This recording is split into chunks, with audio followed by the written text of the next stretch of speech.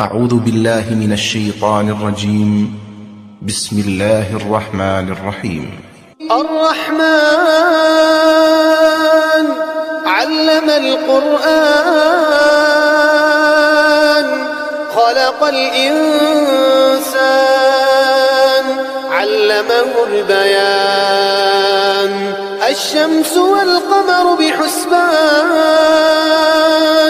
والنجم والشجر يسجدان والسماء رفعها ووضع الميزان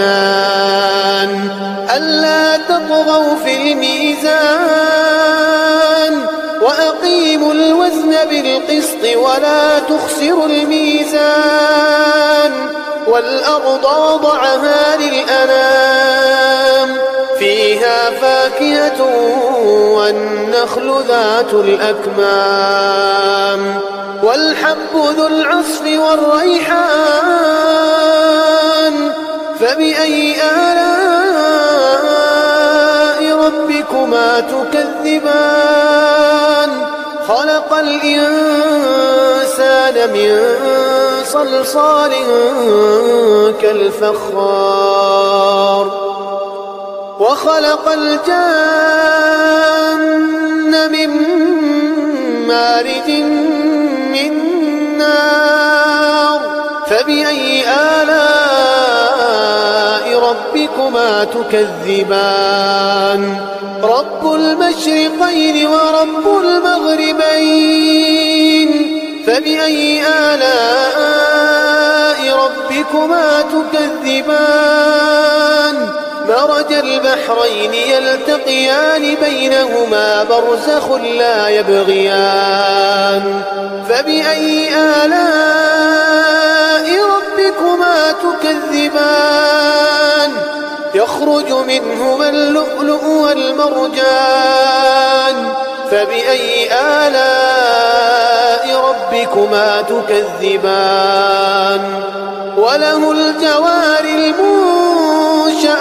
في البحر كالأعلام فبأي آلاء ربكما تكذبان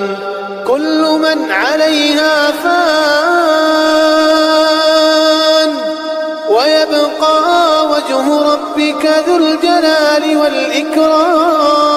والإكرام فبأي آلاء ربكما تكذبان يسأله من في السماوات والأرض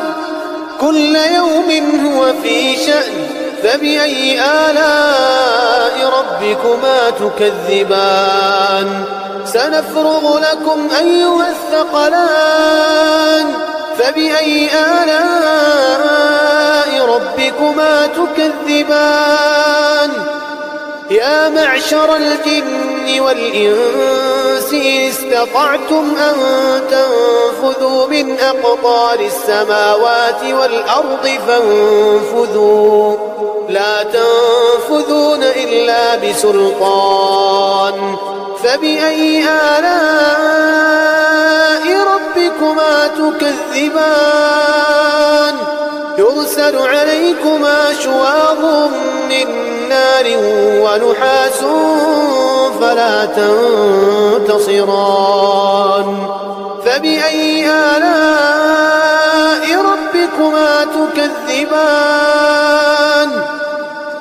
فإذا انشقت السماء فكانت وردة كالدهان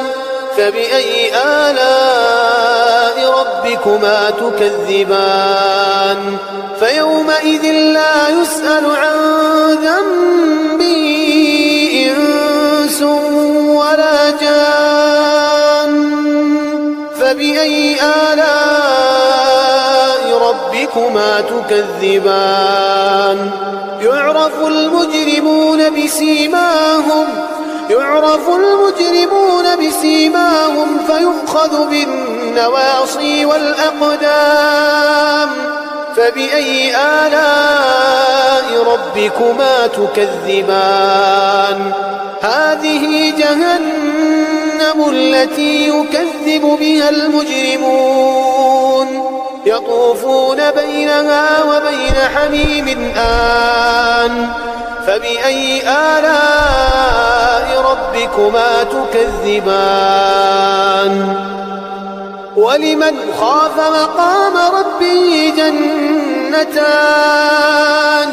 فبأي آلاء ربكما تكذبان ذواتا أفنان فبأي آلاء ربكما تكذبان فيهما عينان تجريان فبأي آلاء ربكما تكذبان فيهما من كل فاكهة زوجان فبأي آلاء ربكما تكذبان متكئين على فرش بطائنها من استبرق وجنى الجنتين دان فبأي آلاء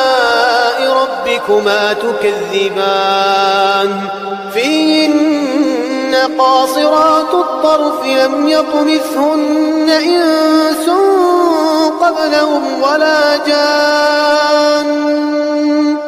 فبأي آلاء ربكما تكذبان كأنهن الياقوت والمرجان فبأي آلاء ربكما تكذبان هل جزاء الإحسان إلا الإحسان فبأي آلاء ربكما تكذبان ومن دونهما جنتان فبأي آلاء ربكما تكذبان مدهامتان فبأي آلاء ربكما تكذبان فيهما عينان نضاختان فبأي آلاء ربكما تكذبان فيهما فاكهة ونخل ورمان فبأي آلاء ربكما تكذبان فيهن خيرات حسان فبأي آلاء ربكما تكذبان حور مقصورات في الخيام فبأي آلاء ربكما تكذبان لم يطمثهن إنس قبلهم ولا جان فبأي آلاء ربكما تكذبان متكئين على رفرف خضر وعبقري حسان فبأي آلاء ربكما تكذبان تبارك اسم ربك ذي الجلال والإكرام